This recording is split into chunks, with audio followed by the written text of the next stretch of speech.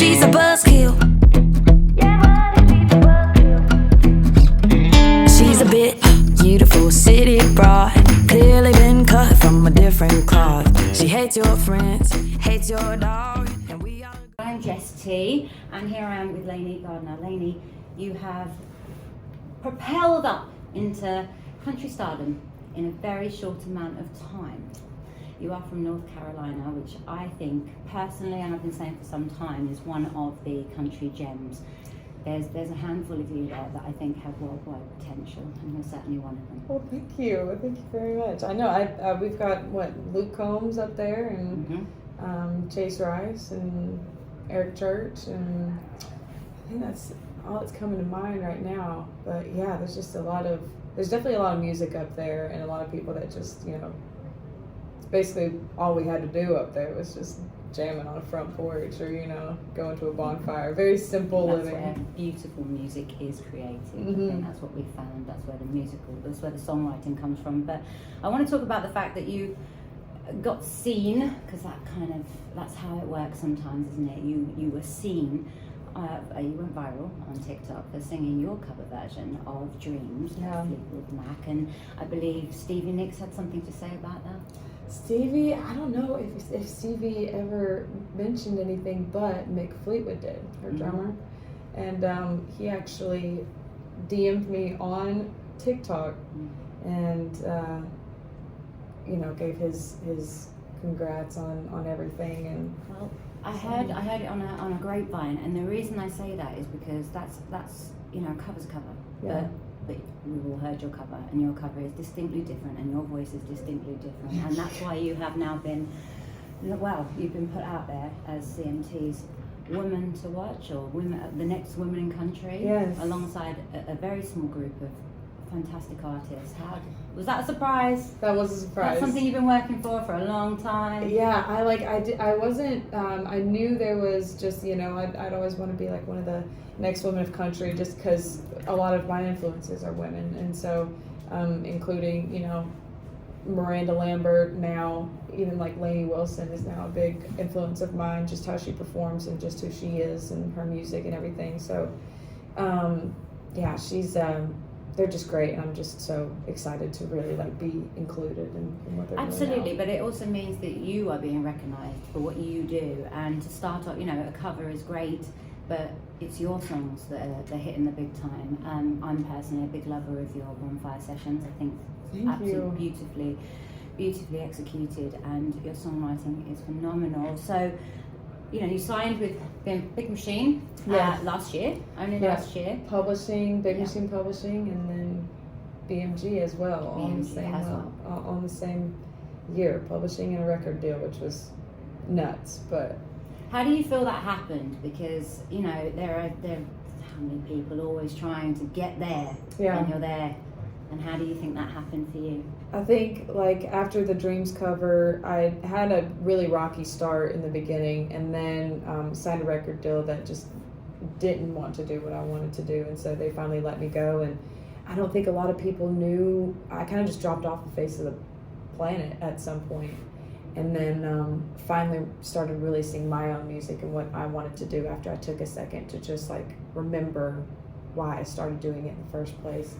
And just regrouped, found a good management team, and started building my team from scratch of just people who loved music and loved what they did, and loved seeing artists rise from nothing. And so I think it really did just all come down to my team being around the right people and writing what I want to write. I think that's it, exactly. And it's interesting. I think sometimes you need to be told no to say, well, I'm going to anyway. Yep. And that tends to be, the bravery. And then you look back and you think, had I not have said, this isn't working for me, you wouldn't have moved forward in the way that you have. You have Appalachian roots. That's really, really interesting as well, and unique. How do you find that sort of conveys into your music? I feel I can feel it in there. I can hear it in there. Yeah. How do you think you bring that into your own music? I think I think the raspiness and obviously just like a little bit of a softness, like twang a little bit, but also the Appalachian mountains are kind of like spooky in a lot of ways, and I love implementing that into my music because it really feels like you can vision what, you know, where I come from just from listening to a song. Exactly it. There is, as light as your music is, I mean, your lyrics are very poignant and they're very hard-hitting actually, and they're very raw. And I find that there is like a darkness that runs through it. Totally. A little bit. Yeah. And I think that makes your music certainly very unique. You know, you're not writing about the usual things. Somewhere, nowhere. I mean, you know, it's about home. Yeah. And how important that is. And I imagine that's changed for you now. Being home is not something you're here. You're in the UK. How have you found it so far? Have you had a cup of tea? Oh, I did. Okay, as soon as I got here, I found some kind of, I didn't really know what to choose from, so I just grabbed one and just used it. The architecture here is just magnificent. I love it. It's so beautiful. We got to see Big Ben as we were coming through, and I think it's the chapel or something right next to Big Westminster Ben. Abbey. Yes. Anyway, that was fantastic, and then I think we got to see like the backside of the Buckingham Palace and just like. If you like that gothic kind of feel, then this is your place. That medieval feel, absolutely. We have it. So you are performing at C2C. Yeah. That's a big one. It's our biggest one. Yes. How'd you feel about that? I was honored to be, you know, accepted on it. I didn't know I was being pitched for it at the time, and I really didn't think that I was being pitched for anything like that. But my team really does believe in me, and it sounds like you guys did too, to just, you know, have me out here. And so like, and I didn't realize how far my music has come around the world, and so that was a surprise too. But that's a good feeling. That's a good feeling, and I can't wait for you to see people sing our music back to you, and that's the best feeling. And people know you here; they've known you for a while, and you know, I think Buzzkill.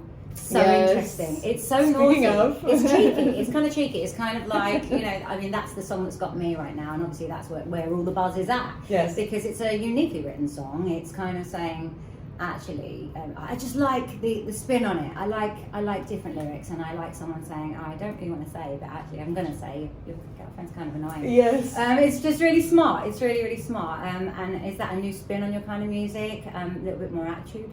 I think I wanted to be able to sing about things that other people like don't, maybe they just haven't found the words to say it in a song. Yeah. And I love making songs that are just like, just the regular emotions, or like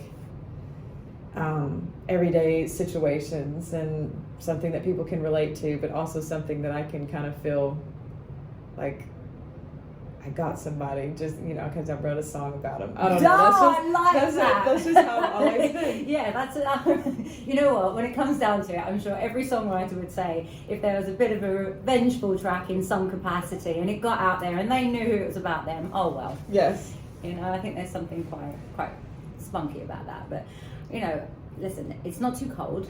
You know, you've got lots and lots of performances coming up over the next few days, I'm sure. What's the one that you're looking forward to most? Is it actually being out there in the middle of the O2? I really hope to hear a song being sang like back to me at one of these, you know, at something. No, you will. You certainly will.